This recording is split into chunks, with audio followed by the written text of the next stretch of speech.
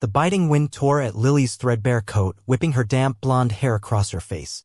Her phone, a dead weight in her frozen lap, offered no solace. The last bus had vanished into the swirling snow an hour ago, and the city, usually a symphony of honking cabs and distant sirens, was eerily silent, muffled by the relentless blizzard. Her teeth chattered so violently she thought her jaw might dislocate. Asterisk, just a few more minutes, Lily. Someone will come. Asterisk, but hope was a fragile thing, quickly freezing solid in the sub-zero air. A sleek, obsidian Bentley glided to a halt beside the bus stop, its engine a low, almost imperceptible hum against the howling wind. Lily's head snapped up, her eyes, wide with a mixture of fear and faint hope, locking onto the dark silhouette that emerged from the driver's side. He was tall, impossibly so, even through the haze of snow, and moved with a quiet, predatory grace. He didn't bother with pleasantries, his voice cutting through the storm with an unexpected authority that brooked no argument. "You're coming with me." Lily scrambled to her feet, instinctively putting distance between them, her heart hammering against her ribs. "Excuse me? I don't even know you." The words were thin, carried away by the wind, but her defiance was clear. She was a nurse used to commanding respect even when her body was screaming for surrender. He took a slow step closer, his gaze steady, unblinking. His face, sharp and defined even in the dim glow of the streetlights, was utterly devoid of emotion, yet something in his gray eyes held her captive. "I'm not leaving you here to freeze. That's not happening." "I'm fine," she insisted, though her voice shook and a shiver racked her entire body. "I'm waiting for the next bus." He glanced down the empty street, a faint, almost imperceptible scoff escaping him. "There is no next bus. Not tonight. Everything shut down hours ago. No taxis, no trains, and you're wearing scrubs in a snowstorm." His voice was calm, a low rumble that somehow cut through the roaring wind. Lily wrapped her arms tighter around herself, her fingers digging into her biceps. "I can figure it out." The lie tasted like ice on her tongue. Her apartment in Harlem felt 1,000 miles away, her meager savings dwindling, her second job at the community clinic barely covering the rising cost of living. Every day was a fight, and tonight she was losing. He didn't move closer, but his presence was overwhelming. He took off his long, black cashmere coat, the fabric rippling like liquid shadow in the wind, and held it out to her.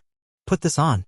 She hesitated, her gaze flicking between the luxurious garment and his unyielding eyes. It smelled faintly of cedar and something undeniably expensive, a scent that spoke of a world utterly alien to hers. But the cold was a cruel master, and her body was already screaming for warmth. Slowly she reached out, her fingers brushing against the soft wool, and slipped it over her trembling shoulders. The warmth was instant, shocking, a wave of blessed relief that dulled the sting of the biting wind. "I can take you home," he said, his voice a quiet invitation. "Where do you live?" "Harlem," she replied, her voice still cautious, but a little stronger now, fortified by the warmth. "Too far to walk. And there's no way a cab's getting through this. My car is heated and I am not a psychopath.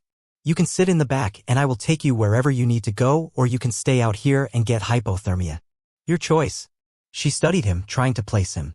His face was familiar, the kind of sharp, classic structure you saw in glossy magazines, in news reports about the financial elite. Cold gray eyes, perfectly tailored suit beneath the dark cashmere scarf she now wore, hair just beginning to glint with snow. He looked like someone who had never known a single moment of discomfort in his life, let alone stood at a freezing bus stop at 2 in the morning. Against her better judgment, against every instinct that screamed danger, her body made the decision for her. Her legs moved before her voice did. "Fine," she murmured, and he opened the passenger door. She slipped inside, the plush leather seat cradling her, the immediate blast of warm air a physical embrace. The door shut with a soft thud, sealing them off from the brutal storm, muffling the wind into a distant whisper. She watched as he walked around the car, his silhouette momentarily framed by the swirling snow, before he slid into the driver's seat beside her. He glanced at her once, a quick, unreadable sweep of his eyes, before pulling away from the curb. Neither spoke as the Bentley glided through the snow-dusted streets, the hum of the heater filling the silence between them. The windows slowly cleared of fog, revealing the glittering city, now a hushed, ethereal landscape blanketed in pristine white.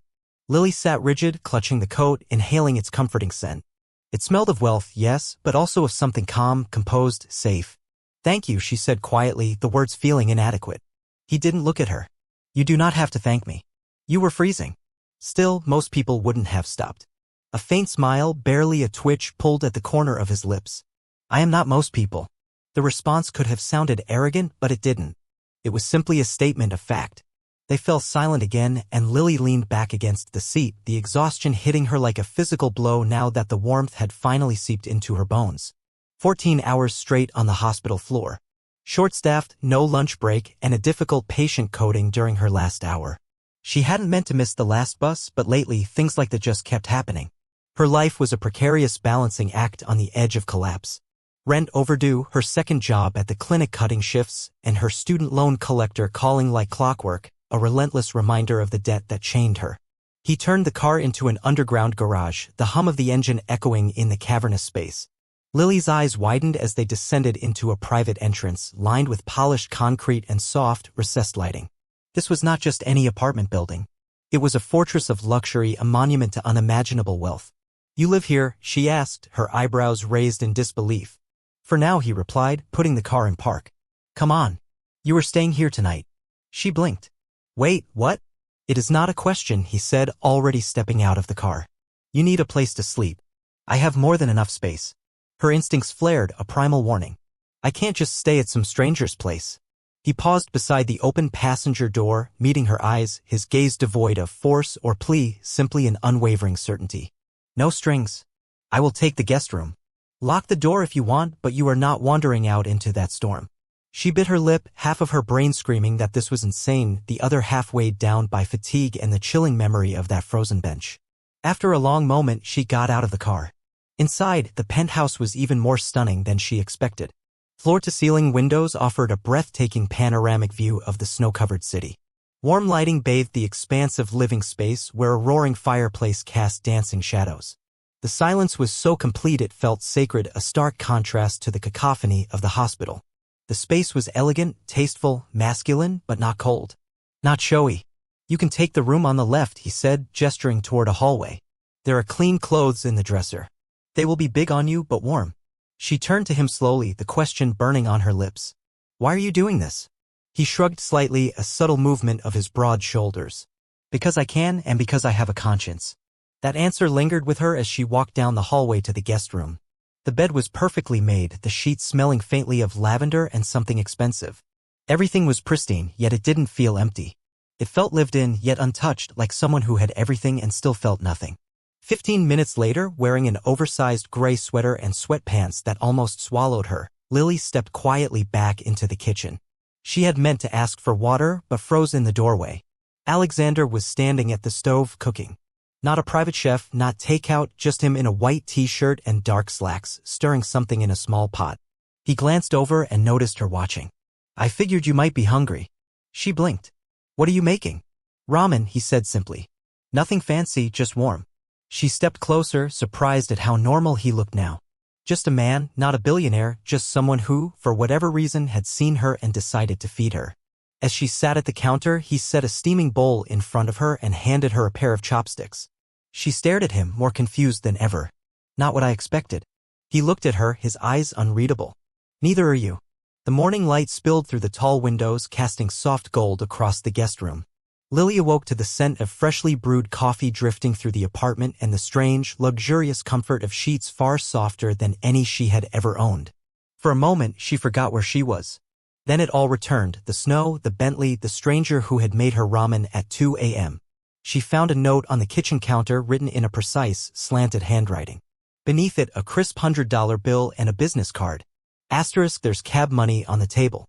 You can leave whenever you're ready, but if you want to talk again, call me." Asterisk, Alexander Reed, Reed Global Investments. She stared at the name for a long minute.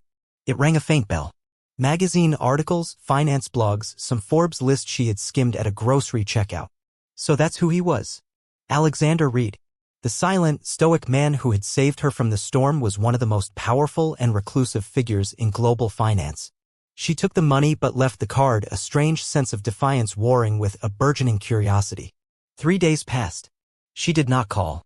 Her life resumed its relentless pace, long shifts at the hospital, hurried meals, the constant hum of anxiety about bills. She tried to forget the warmth of his coat, the unexpected kindness of the ramen, the unsettling calm of his presence. But the memory lingered, a soft, persistent ache in the back of her mind. On the 4th evening, while working a volunteer shift at a community health fair organized by the hospital, she saw him again. He was standing in the back of the bustling event hall, silent and still among the crowd of nurses, patients, and donors.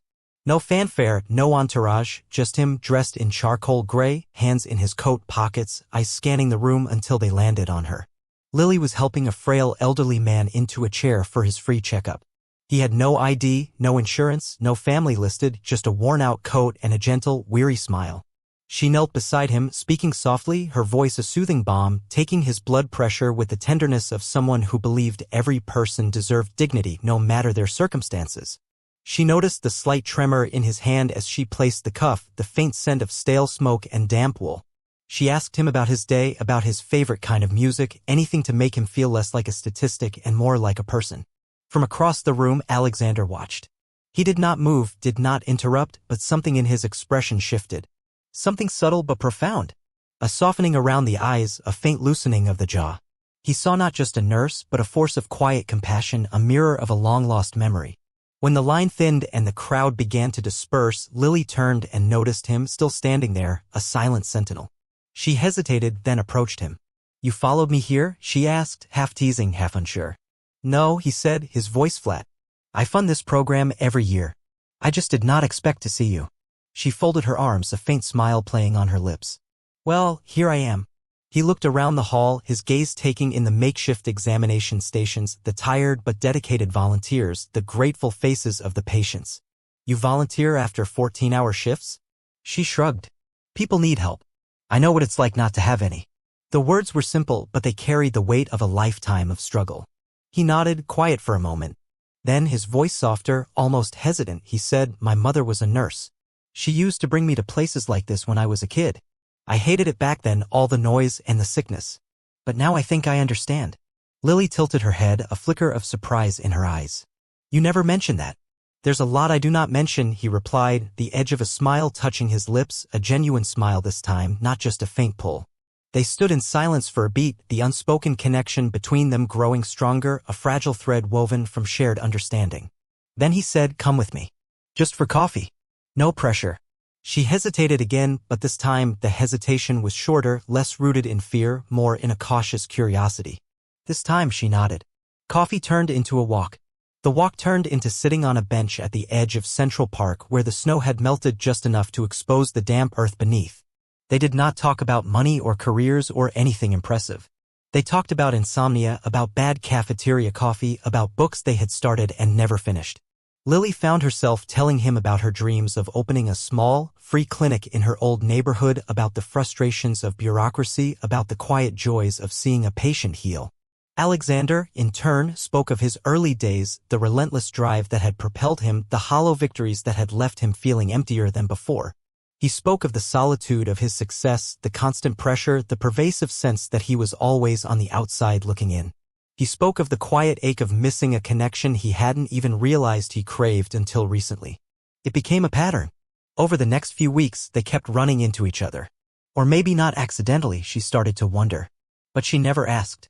Sometimes they would meet at the hospital cafeteria late at night, sharing lukewarm coffee and stories of their day. Sometimes he would send a driver to take her to a quiet spot where he was already waiting with hot chocolate or a bag of her favorite chips, he had asked once, casually, and remembered. They never labeled what they were doing. They never held hands, never exchanged declarations, but it felt like something more real than anything she had known before. They were not dating. They were two people figuring out how to be alive again. One night, as they sat side by side on the steps of the Metropolitan Museum, sharing a silence filled with unspoken thoughts, she looked over at him and said, "You're different from what people say about you." He turned to her, his voice low, a hint of vulnerability in its depths. "So are you." She smiled, a soft, genuine smile that reached her eyes. "What do they say about me? That you are too kind for your own good? That you give too much of yourself?" She shrugged. "It is not kindness. It is just humanity." He looked at her for a long moment, his gray eyes searching hers. Then a raw honesty entered his voice. "Then maybe I am trying to remember mine." She did not respond. She just leaned back against the cold stone, looking up at the stars peeking through the New York haze, their faint light a distant promise. And for the first time in a long while, the night felt gentle. Alexander Reed had always been a man who preferred silence. It was where he felt most in control, most himself. Success had come early, too early perhaps. By the age of 30, he had already built and sold his first tech firm, then turned to finance, where his ruthless precision and uncanny foresight earned him the kind of reputation that made people either envy him or avoid him entirely. He was a shark in a tailored suit, a titan who moved markets with a single word. But money had never filled the silence in his life. It only padded the walls, making the emptiness more profound. He was 12 when his mother died. Cancer, swift and merciless. She had been a nurse at a small community hospital, the kind who stayed late with dying patients, who brought blankets to the homeless, who kissed her son goodnight even when she could barely stand from exhaustion. Her laughter had been a melody in their small apartment, her hands always warm, always ready to comfort. His father, a cold and distant man, obsessed with business, had not known what to do with a grieving child. So he sent Alexander to boarding school, a sterile, disciplined environment, and buried himself in quarterly reports, leaving a gaping void where a family once was. Alexander had learned not to need anyone, not to expect warmth, not to hope for gentleness. By 25, he had millions. By 30, billions. But none of it made the memory of his mother fade. In his private office, hidden behind walls of glass and polished walnut, there was a single, faded photograph that he never moved. A picture of her in her nurse's uniform, smiling at the camera as if nothing could ever go wrong. Lily's uniform had been nearly identical. It was the first thing that struck him about her, even before her trembling hands or stubborn voice. He never told Lily about his mother. Instead, he began to do what he did best, operate in silence, behind the scenes. Through discreet legal channels, he tracked down her remaining student loans and paid them in full, anonymously, of course. He created a health scholarship under her name at the nursing school she had once attended, ensuring other aspiring nurses wouldn't face the same financial burdens. No announcements, no credit. He noticed her hospital had been struggling to keep its low-income care program alive, especially during the cold months. A quiet donation arrived, anonymously, of course, enough to keep it going for the next 3 years, ensuring the elderly man he had seen her help would continue to receive care. He was careful. He never let her see the threads he was pulling behind the curtain. To Lily, he remained just Alexander, strange, quiet, generous in small ways, but never ostentatious. She had no idea how closely he followed her world, how often he rerouted his own meetings just to sit in the back of a conference she might attend, or how he once waited in his car for hours outside her hospital during a blizzard just to make sure she made it to the night shift safely. He told himself it was not about control. It was about making sure she had the freedom to keep doing what she loved.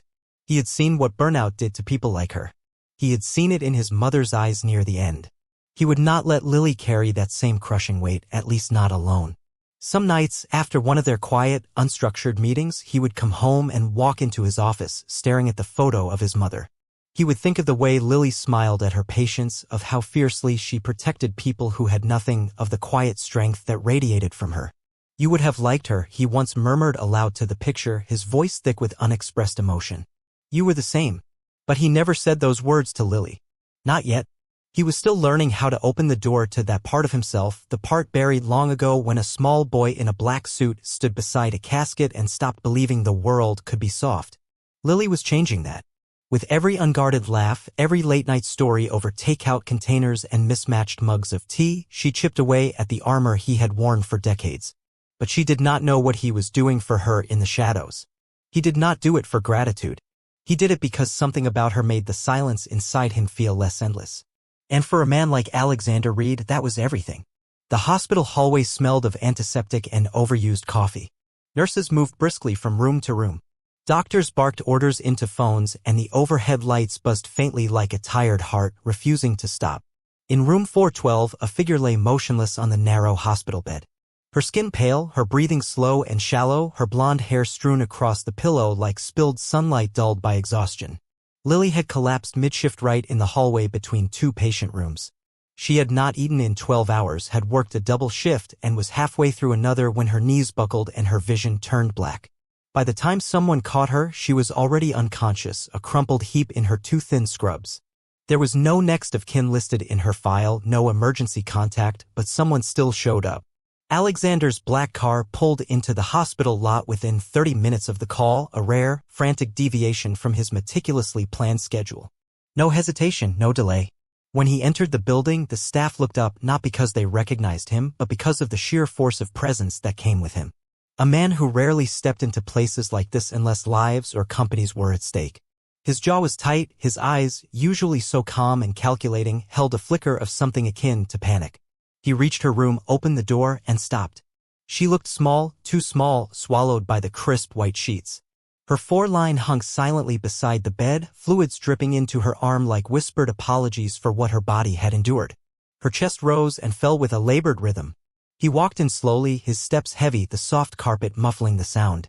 He sat on the chair beside her bed, the expensive leather creaking faintly under his weight. For a long moment he did nothing, just watched her, his gaze sweeping over her pale face, her closed eyes, the faint blue veins visible beneath her skin. Then, with a tenderness that was utterly uncharacteristic, he reached out and gently took her hand. It was cold, so terribly cold. He pressed it between both of his, warming it the way he remembered his mother doing when he had fevers as a child. He closed his eyes, a silent prayer forming on his lips, a desperate plea to a universe he rarely acknowledged. When Lily stirred 2 hours later, it was to the feeling of warmth wrapped around her hand. Her eyelids fluttered open, heavy and reluctant, and the first thing she saw was him, Alexander, sitting there, sleeves rolled up, tie loosened, hair a little messy, like he had run his hand through it one too many times in frustration. "What?" she whispered, her voice raspy. "You passed out," he said, his voice tight, strained. "You're severely dehydrated and underfed." She blinked slowly, trying to process the words, the weight of his gaze. "Oh, is that all you have to say?" His voice cracked, a rare fissure in his carefully constructed composure. When she turned her head to look at him fully, his eyes were storm-dark, filled with an emotion she couldn't quite name but that felt dangerously close to pain. She tried to sit up, wincing as a sharp ache shot through her temples. "It's not a big deal. I just pushed myself a little too hard." "A little?" he snapped, standing abruptly, his chair scraping loudly against the floor. He paced to the window, his hands clenched at his sides. "You work 2 jobs. You skip meals. You barely sleep. You think that is nothing." She winced again, not from physical pain, but from the unexpected sharpness in his tone, the raw anger that vibrated in the air around him. "Alexander." "No," he said, turning back to her, his voice rising, shedding its usual calm. "You should have told me. I could have. I would have helped." "I didn't want help," she said sharply, and the air between them stilled, thick with unspoken resentments and fears. He turned to her slowly, his eyes narrowing, searching her face. Lily's eyes welled with tears, her voice trembling, finally cracking under the weight of her own exhaustion and vulnerability. "I've always taken care of myself since I was 16. No one ever shows up. No one stays. And I didn't want to owe you anything. I didn't want you to look at me like I was broken." The last words were barely a whisper, choked by a sob.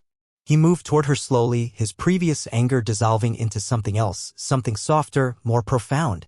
She wiped her face with the back of her free hand, ashamed of her tears, of her weakness. "I'm sorry. I didn't mean to fall apart like this." "You're not falling apart," he said gently, his voice a low, steadying rumble. He reached the bed, his gaze unwavering. "You've been holding the world together with your bare hands, Lily." She met his gaze, raw and exposed, the truth of his words stripping away her defenses. He sat beside her again, more slowly this time, and took her hand back into his. But now he held it tightly, his fingers intertwining with hers, a silent, powerful anchor. "Not anymore," he said softly, the anger gone, replaced by a fierce, protective resolve. "From now on, you're mine to take care of." She stared at him, stunned. He did not say it like a man claiming ownership. He said it like a man making a promise, a vow etched into the very fabric of his being. Tears slipped down her cheeks, hot and cleansing, and she did not pull her hand away. And for the first time in as long as she could remember, Lily felt what it was like to be truly seen, to be cared for. Not because she asked, not because she earned it, but simply because someone refused to let her suffer alone. The move happened without a formal conversation. There was no official moment, no proposal, no labeled boxes or signed agreements. One evening, a few weeks after her collapse and recovery, Alexander had offered to drive Lily to her apartment after a late dinner at his penthouse. She had simply said, "I don't really live there anymore, do I?" He had nodded once, a faint, almost imperceptible smile touching his lips, and from that moment, her things began quietly appearing in his space. Her small collection of medical textbooks, her worn copy of Pride and Prejudice, a ceramic mug with a chipped handle that she loved. They never spoke of it. They just adjusted. Her scrubs were folded next to his bespoke suits in the closet. Her toothbrush leaned beside his in the sleek, minimalist bathroom. He cleared a drawer in the kitchen for her herbal teas and left a fuzzy blanket draped on the couch because she always ran cold. He bought her a new, absurdly expensive coffee machine when he noticed she preferred French press to his automatic brew. He learned her quiet rhythms, the way she hummed when she was happy, the slight furrow of her brow when she was worried.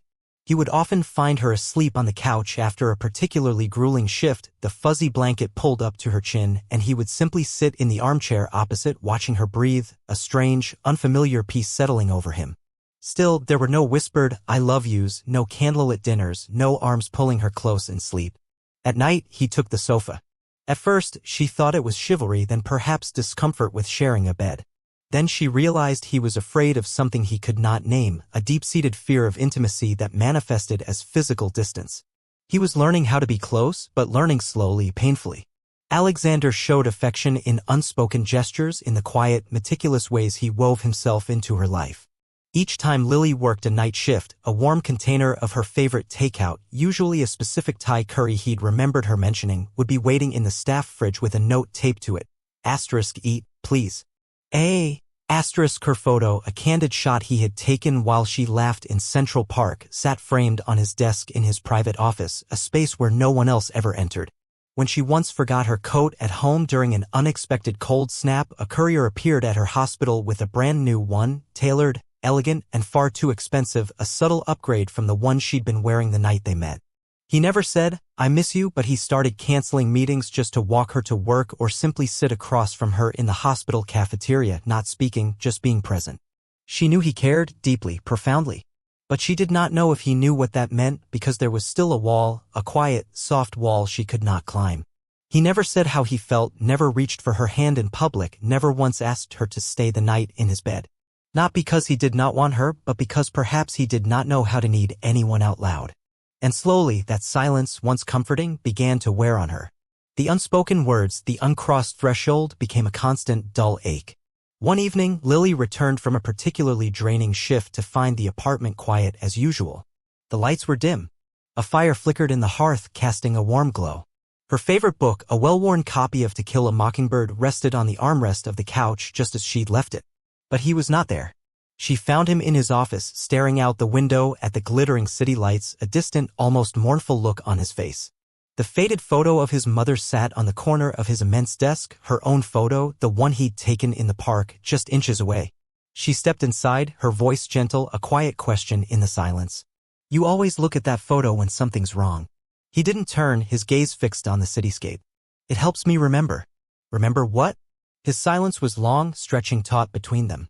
Then, a raw whisper. "That people like her and like you still exist. People who are genuinely good. Who give without expecting anything in return." She swallowed hard, the familiar ache returning. "Alexander," she whispered, her voice cracking, "what are we doing?" He finally looked at her, his gray eyes wide, a flicker of confusion in their depths. "What do you mean?" She gestured vaguely between them, encompassing the elegant apartment, their shared but separate lives. "We live together. We talk. We share meals. You take care of me in 100 ways I can't even name. But we don't touch. We don't say things. I don't even know if you want me here." "I want you here," he said, too quickly, the words clipped, almost desperate. "Then why does it feel like I'm a guest in your life?" Her voice cracked again, tears pricking at her eyes. "Why won't you let me in, Alexander? All the way in." He looked down, his jaw tight, a muscle clenching in his cheek. His voice was barely audible, a confession wrenched from deep within him. "Because once I let people in, truly let them in, they leave." "I'm not people," she said, her voice firm despite the tears. "I'm me. And I'm not leaving. I know." His voice was low, filled with a profound sorrow. "That's what makes it harder." She stared at him for a long time, the truth of his words, the depth of his fear, finally sinking in. He was a man drowning in his own silence, terrified of opening himself up only to be abandoned again. But she couldn't save him if he wouldn't let her. She couldn't keep waiting for a ghost to come alive. Then, softly, she said, "I love you, Alexander. I think I have for a while." He looked at her, eyes wide, stunned. His lips parted as if to speak, but no sound came out. The silence stretched too long, too painfully. And that was when she knew. She nodded slowly, a sad, knowing smile touching her lips. "That's okay," she whispered, the tears now flowing freely down her cheeks. "You don't have to say it. But I can't keep waiting for a man who can't decide if he's allowed to feel." She turned and walked out of the office, the quiet click of her heels echoing in the vast, silent apartment. That night, she packed her things, her hands steady, her heart breaking. He did not stop her. He stood in the hallway, one hand on the door frame, his lips parted, his whole body taut as if fighting something ancient and hard, a battle against his own deeply ingrained fears. But he said nothing. When the door clicked shut behind her, the silence in the apartment changed. It was no longer soft. It was shattering, deafening. The silence she left behind was a physical entity pressing in on Alexander. For days, he moved through his penthouse as if sleepwalking, a ghost in his own opulent cage. The fire in the hearth burned low, untended. Her fuzzy blanket remained on the couch, untouched, a cruel reminder of the warmth she had brought. Her chipped teacup still sat in the sink, a testament to her quiet presence. Her scent, a mix of antiseptic and lavender, lingered on his coat, and he found himself standing in doorways, looking for her without meaning to. Meetings passed without his focus. Investors called and were ignored. A multi-million-dollar merger, years in the making, was postponed indefinitely, something he had never done in 15 years of business. His assistant, a stern woman who had seen him through countless crises, knocked gently on his office door one afternoon. "Mr. Reed, the Tokyo board is waiting for your confirmation on the acquisition. They're getting impatient." He stared at the photo on his desk. The one of Lily. The one he could not bring himself to move, the one that held the last vestiges of color in his monochrome world. "Cancel it," he said, his voice hoarse. The assistant blinked, unaccustomed to such a direct dismissal of a major deal. "Sir, I cancel it," he repeated, his voice gaining a dangerous edge. Then he stood, grabbed his coat, and left the building without another word, leaving a trail of stunned employees and an abandoned empire behind him. He needed to find her. It was late when he arrived at the hospital. Snow had begun to fall again, light but steady, dusting the city in a fresh layer of white. The city buzzed around him as he walked through the sliding doors, the air inside sterile and bright, so unlike the warmth she used to bring to it. At the front desk, he asked for her. The nurse glanced at the screen, then frowned. "Lily Bennett? She transferred 2 weeks ago." His heart dropped, a leaden weight in his chest. "Transferred?" "Yes," the nurse said, politely distracted by a new patient checking in. "She's no longer with this facility. She didn't leave a forwarding address." He stood there for a long moment, stunned, the words echoing in the sterile air. The lobby was full of patients, doctors rushing by, the incessant beeping of machines, but he heard none of it. "She didn't even say goodbye," he murmured, the words raw, aching. The nurse looked up, her expression softening with a flicker of sympathy. "Are you family?" He paused, the question hanging in the air. Family. The word felt alien, foreign, something he hadn't truly known since childhood. He thought of his mother, of Lily, of the quiet, unspoken bond that had tied them together. "No," he said quietly, the word tasting like ash. "I guess not." He stepped outside, the cold air biting at his skin, a familiar companion. Snowflakes fell onto his coat and melted without a trace. He walked out into the hospital courtyard and stopped at the center, surrounded by silent benches and bare trees, their branches skeletal against the winter sky. His chest tightened, a crushing weight of regret and loss. He turned his face to the sky, eyes filling before he could stop them, the cold tears mixing with the falling snow. "She was the only thing," he whispered, his voice cracking, broken, "that made me human." And the snow kept falling, mirroring the silent storm within him. Winter returned to New York with a hush of falling snow and a softness that made the city feel gentler, almost forgiving. It had been a year since Lily left, a year since she walked away from the man who had not yet learned how to love out loud. Now she was different, stronger, more certain of herself and her path. As head nurse at a small community hospital in upstate New York, she was respected and relied upon, her days filled with purpose and the quiet satisfaction of helping others. Yet, on quiet nights with a mug of tea in her hands, she still thought of him. Still wondered if he had searched for her, if he had changed. Still felt the echo of the words he never said and the ones she had. Then came the call. Her aunt, her only remaining family, had suffered a mild stroke, and Lily returned to the city to care for her. She moved into a small, sun-drenched rental near the Upper East Side, telling herself it was temporary just until her aunt recovered. But a part of her wondered if fate had a different plan. One snowy morning, a year to the day since she'd last seen him, she found herself wandering familiar streets, drawn by an invisible thread.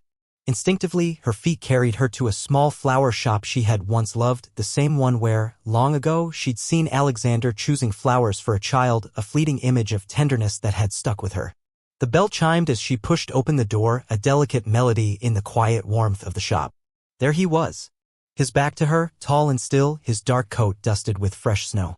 He was lifting a stem of white tulips from a display, his movements deliberate, careful.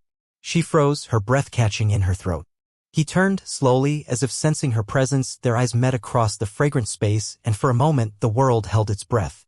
Alexander looked older, wiser, a faint line etched between his brows, but his eyes, those piercing gray eyes, were softer, somehow.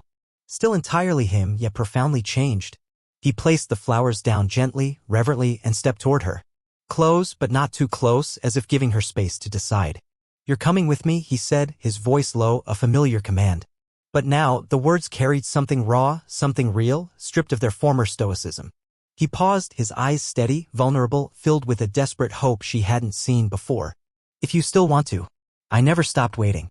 Tears welled in her eyes before she could stop them, hot and sweet. She nodded, unable to speak, her throat tight with emotion. He took her hand, slowly, with an almost quiet awe, as if afraid it might vanish, as if she were a fragile bird he might startle away. But when their fingers locked, it was with the certainty of someone who had learned what it meant to lose and who would never risk it again. His grip was firm, reassuring, a silent promise. He brought her home, not to the impersonal penthouse, but to a warm apartment on the edge of Central Park, a space filled with plants, soft light, and little details that whispered her name. Her fuzzy blanket was draped over the armchair, a framed photo of her laughing on his desk, her favorite brand of tea neatly arranged in a kitchen drawer. Her presence, always kept close, a constant, tangible reminder. "You kept everything," she whispered, her voice thick with emotion as she looked around the sunlit rooms. "I kept you," he said, his voice a low rumble against her hair as he pulled her gently into his arms, finally, truly letting her in. 6 months later, they married on a soft summer morning in the garden of Alexander's restored family home, a place he had rarely visited since his mother's death, now filled with light and laughter. Laughter lined the aisle. Laughter filled the air. Guests were few but dear, colleagues from the hospital, old patients Lily had helped, friends who had seen their unlikely story unfold. Among them sat the elderly man Lily once cared for during a hospital fundraiser, the very moment Alexander had truly seen her. He rose to speak during the ceremony, his voice thick with tears. "She's always been an angel," he said, his voice trembling with genuine emotion. "Now she's found her guardian." Alexander spoke his vows without notes, his voice clear and resonant. "I didn't know how to love before you, Lily," he said, his gaze fixed on her, unwavering. "But I promise every day I'll learn. With you." Lily touched his cheek, her voice soft, filled with a lifetime of understanding. "We'll learn together." That night, long after the last guest had gone and candles flickered low, they sat wrapped in a single blanket on the porch of their new home, the hush of a summer storm rumbling in the distance. Lily leaned into him, her head resting on his shoulder, a soft smile on her lips. "I never thought a freezing night at a bus stop would bring me home." Alexander kissed her hair, his voice a whisper against the warm night wind. "That night," he said, turning her face gently toward his eyes shining, "I didn't save you. You saved me." And that was the story of a freezing night, a silent man, and the woman who taught him how to love. Sometimes the people who save us don't arrive with grand gestures or dramatic pronouncements. They come wrapped in quiet kindness, late-night ramen, and a hand held in silence, a promise whispered in the heart, waiting for the right moment to be spoken aloud.